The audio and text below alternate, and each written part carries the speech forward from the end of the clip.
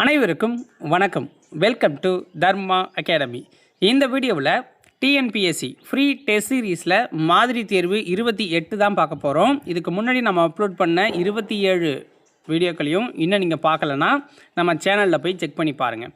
இந்த வீடியோவில் உங்கள்கிட்ட நான் 30 கொஷின் வந்து கேட்க போகிறேன். உங்களால் முடிஞ்சால் ஒரு 25க்கு மேலே மட்டும் எடுத்துக்காட்டுங்க. அப்போ தான் நீங்கள் கரெக்டாக படிச்சுக்கிட்டு இருக்கீங்க. இந்த வருஷம் உங்களுக்கான வேலை உறுதி அப்படின்னு கன்ஃபார்ம் ஆகும்.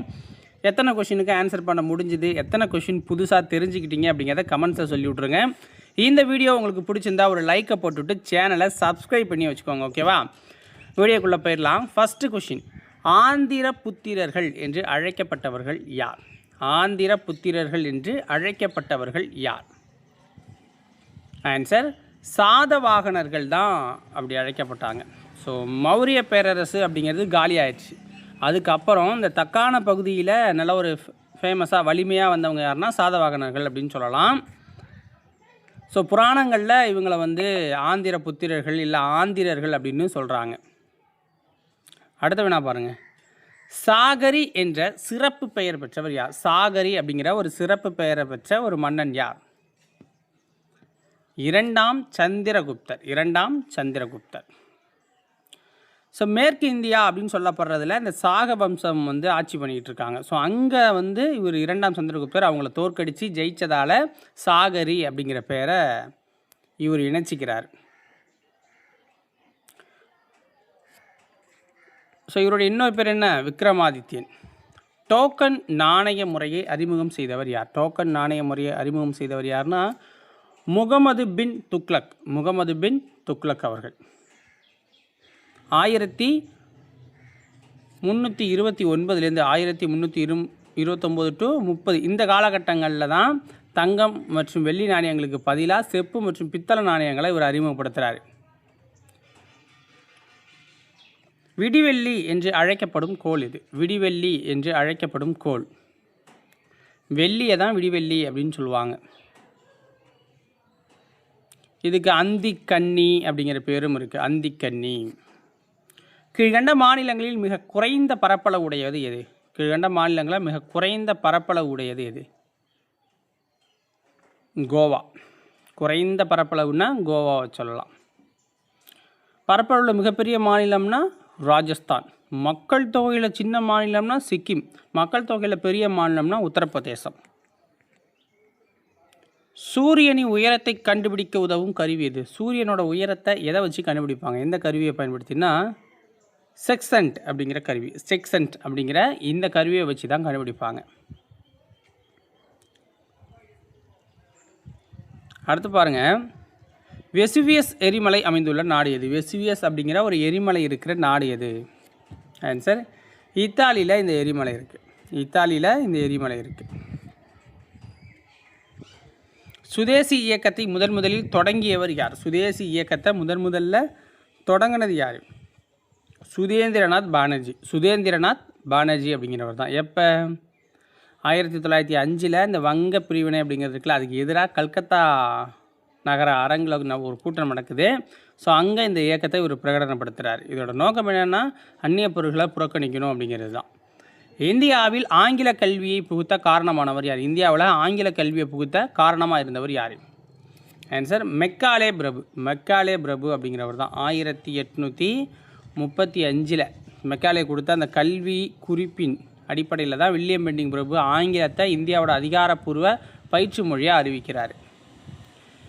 இந்தியாவில் நீராவி இயந்திரங்கள் பயன்படுவது நிறுத்தப்பட்ட ஆண்டு என? இந்தியாவில் நீராவி இயந்திரங்கள் பயன்படுவது நிறுத்தப்பட்ட ஆண்டு 1985.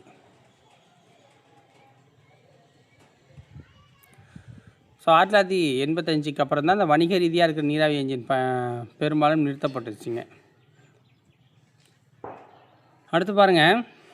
இந்தியாவில் மிக வேகமான ரயில் அப்படின்னு சொல்லப்படுறது இது. இந்தியாவோட மிக வேகமான ரயில் அப்படின்னு சொல்லப்படுறது எதுன்னா போபால் சதாப்திங்கிற இந்த ரயில் தான் போகும். ஸோ மணிக்கு 150 கிலோமீட்டர் வேகத்தில் போகும். ஓகேங்களா?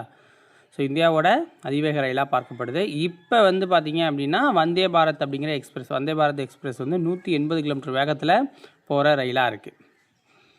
ரெட் கிளிப் கோடு இந்தியாவை எந்த நாட்டிடமிருந்து பிரிக்கிறது?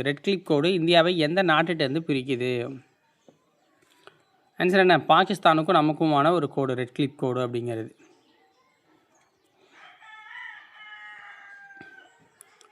வங்க பிரிவினின் போது வைசிராயாக இருந்தவர் யார்? வங்க பிரிவினை நடக்கும்போது வைசிராயாக இருந்தவர் யாருன்னா கர்சன் பிரபு.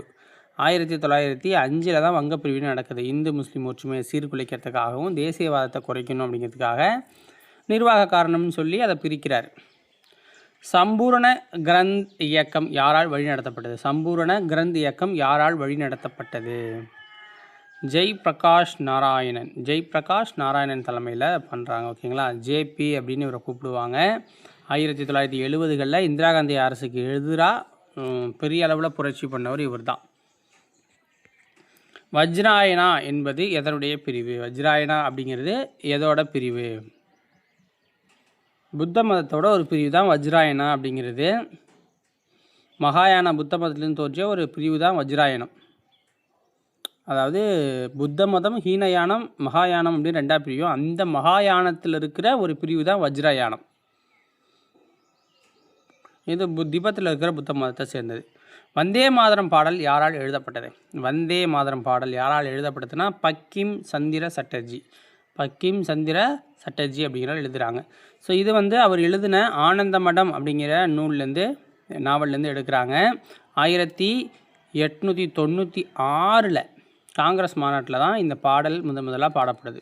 ரவீந்திரநாத் தாகூரால் பாடப்படுது. காலிப் என்பவர் யார்? காலிப் அப்படிங்கிறவர் யார்? அவர் ஒரு அரசர். ஓகேங்களா? மத தலைவர்னு சொல்லலாம். காலிஃப் அப்படிங்கிறவர் ஒரு அரசர், மத தலைவர்னு வச்சுக்கலாம்.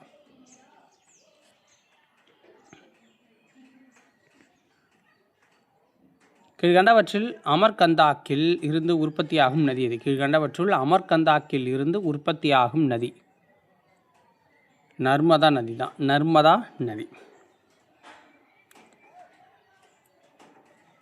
அடுத்து பாருங்கள், நாதுலா கணவாய் எங்கு அமைந்துள்ளது? நாதுலா கணவாய் எங்கு அமைந்துள்ளது? இது சிக்கிமில் அமைஞ்சிருக்கு. நாதுலா கணவாய் சிக்கிமில் இருக்குது. ஸோ இது இந்தியா மற்றும் சீனாவை இணைக்கிற மிக முக்கியமான மலைப்பாதையாக இருக்குது. ஓகேங்களா? தால் ஏரி எங்கே அமைந்துள்ளது? தால் ஏரி அப்படிங்கிறது ஸ்ரீநகரில் அமைஞ்சிருக்கு. ஜம்மு காஷ்மீரில் கோடைக்கால தலைநகராக இருக்கிற ஸ்ரீநகரில் தான் தால் ஏரி இருக்குது. காஷ்மீரோட கிரீடத்தில் உள்ள ஆபரணம் அப்படின்னு இது அழைக்கப்படுது. பிங்க் சிட்டி என்று அழைக்கப்படும் நகரம் எது? பிங்க் சிட்டி என்று அழைக்கப்படும் நகரம் ஜெய்ப்பூர். ராஜஸ்தானோட தலைநகரம் தான் இந்த ஜெய்ப்பூர். இளஞ்சிவப்பு நிற கற்களால் கட்டப்பட்டிருக்க கட்டிடங்கள் நிறையா இருக்கிறதால இதை பிங்க் சிட்டி அப்படின்னு அழைப்பாங்க. ஸோ 1876 வேல்ஸ் இளவரசரை வரவேற்கிறதுக்காக இந்த நகரம் அப்படிங்கிறது இளஞ்சிவப்பு நிறமாக மாற்றப்பட்டுச்சு அந்த நிறத்தில். ஸோ அதுலேருந்து அப்படி அழைக்கப்படுது. ராஜ்யசபாவின் உறுப்பினராவதற்கு குறைந்தபட்ச வயது என்ன? ராஜ்யசபாவில் ஒருத்தர் உறுப்பினராகணும்னா அவருடைய குறைந்தபட்ச வயது 30 இருக்கணும். குறைந்தபட்ச வயது 30 இருக்கணும். ஸோ ராஜ்யசபாங்கிறது தான் மேலவை. ஓகேங்களா? லோக்சபா கீழவைன்னு சொல்லப்படும். அதில் 25 வயசு இருந்தால் போதும். சாமுராய் என்பவர்கள் எந்த இனத்தைச் சேர்ந்த போர் வீரர்கள்? சாமுராய் என்பவர்கள் எந்த இனத்தைச் சேர்ந்தவர்கள்னால் ஜப்பானை சேர்ந்தவர்கள் தான் இந்த சாமுராய்கள். ஸோ ஜப்பானில் இருந்த ஒரு உயர்குடி போர் வீரர்கள் அப்படின்னு சொல்லலாம் இவங்களை. புஷிடோ அப்படிங்கிற ஒழுக்க நெறியை இவங்க பின்பற்றுறாங்க. கீழ்கண்டவற்றில் எது இந்தியாவின் அடிப்படை உரிமை கிடையாது? எது இந்தியாவின் அடிப்படை உரிமை கிடையாது? ஆன்சர் என்ன? வேலைக்கான உரிமைங்கிறது அடிப்படை உரிமை கிடையாது. மற்றபடி சமத்துவம், கல்வி, சமயம் இதெல்லாமே அடிப்படையில் வரும். வேலை அப்படிங்கிறது ஒன்று கொடுக்க முடியாது. இந்திய அரசியலமைப்பின் 8வது பகுதி எதை பற்றி சொல்லுது? இந்திய அரசியலமைப்போட 8வது பகுதி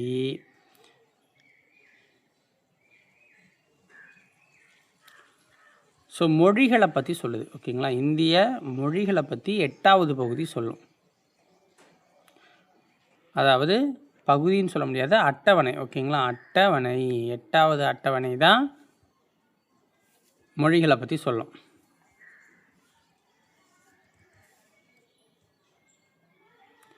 ஸோ இது 8வது பகுதி அப்படின்னு எடுத்துக்கிட்டிங்கன்னா அது யூனியன் பிரதேசங்களை பற்றி சொல்லும். புரியுதுங்களா? 8வது பகுதினா யூனியன் பிரதேசத்தை பற்றி சொல்லும். 8வது அட்டவணை மொழிகளை பற்றி சொல்லுறது. ஓகேங்களா? ஸோ அதை பார்த்துக்கோங்க இந்த இடத்துல. முதல் தரையன் போர் எந்த ஆண்டு நடைபெற்றது? முதல் தரையன் போர் எந்த ஆண்டு நடந்துச்சுன்னா 1191. கிபி 1190. பிருத்திவிராஜ் சௌகானுக்கும் முகமது கோரிக்கும் இடையில் நடந்துச்சு. இதில் பிருத்திவிராஜ் வெற்றி பெறுறாரு. 1192 2ஆம் தரையின் போர் நடக்குது. இதில் கோரி வெற்றி பெறாரு, பிருத்திவிராஜ் கொல்லப்படுறாரு. ஃபதேபூர் சிக்ரி நகரை நிர்மாணித்தவர் யார்? ஃபதேபூர் சிக்ரி நகரை நிர்மாணித்தவர் யார்? அக்பர் தான் நிரூபிக்கிறார். ஓகேங்களா. ஸோ தனது குஜராத்தோட வெற்றி நினைவாக ஆக்ராவில் இருக்கிற இந்த புதிய நகரை அவர் கற்றார். ஸோ இதுக்கு தான் இங்கே தான் வந்து புலந்தர்வாசா அப்படிங்கிற வாயிலும் இருக்குது. மிகவும் ஒளிமிக்க கோள் எது? மிகவும் ஒளிமிக்க கோள் அப்படின்னா வெள்ளியை சொல்லலாம். மிகவும் ஒளிமிக்க கோள் எது? வெள்ளி. வளிமண்டல அடுக்குகளில் குளிர்ச்சியானது எது? வளிமண்டல அடுக்குகளில் குளிர்ச்சியானது அப்படின்னு சொல்லப்படுறது மீசோஸ்பியர் தான். அந்த அடுக்கு தான், மீசோஸ்பியர் அடுக்கு தான்.